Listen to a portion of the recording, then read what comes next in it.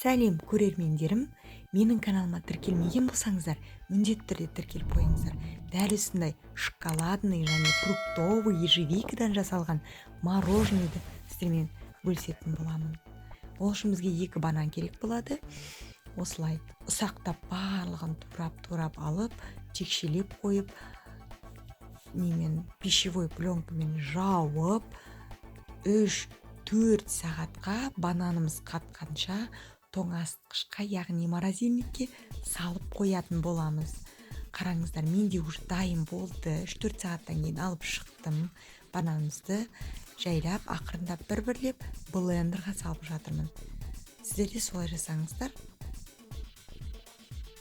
Үстіне енді сгущенка құятын боламын. Бұл менде шоколадный, сливочный мороженый болып шығады. Үстіне сүт қосамын, жақсылап араластырамын. Содан кейін фруктовый мороженый жасау үшін менің YouTube каналымда ежевикадан жасалған, бүлдіргеннен жасалған мороженыйдың рецепт бар, көріп, сіздер де жасасаңыздар болады.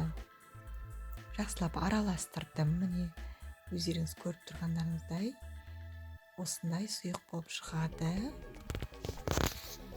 Және шоколад қосамыз. Альпенгольдты осылай тверкадан өткізіп, қосып, жақсылап бір керік алып араластырамыз. Бұны қыздар міндетті түрде морозильникке салып қоямыз, қатуы керек. Міне осылай қатты. Содан кейін осындай вафлиге қатырлақтың ішіне құйып балдарыма беретін боламын салып. Міне фруктовый мороженый тұр қасында, ежевикадан жасалған. Оның рецепті менің YouTube каналымда бар. Осылай жаймен қырып, морозильниктен шығарғаннан кейін жай ғана комка қоя тұрыңыздар, кішкене еруі керек тағы да. Міне қараңыздар, қасықпен қырып, вафлидің ішіне салатын боламыз. Қытырлақтың ішіне.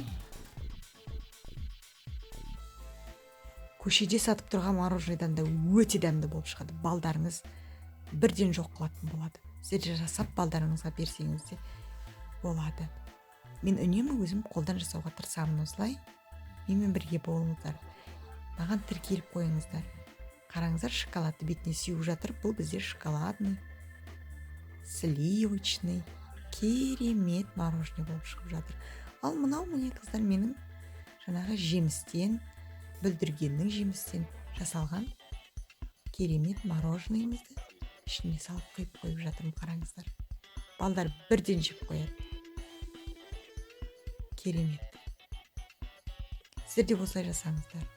Менің каналыма тіркеліп қойыңыздар. Лайк басып қойыңыздар. Мен балаларыма жасаған мороженныймен сіздермен міндетті түрде бөлісіп отыратын боламын. Керемет енді қыздар. Осы вафли қатырлақтың рецепті менде бар. YouTube каналымнан қарап, сіздер де осылай жасасаңыздар болады. Керемет енді. Балдарым мәз болды. Даже мен келген қонақтарға да жасап беруге тырысып жатам. Рахмет. Менімен бірге болыңыздар.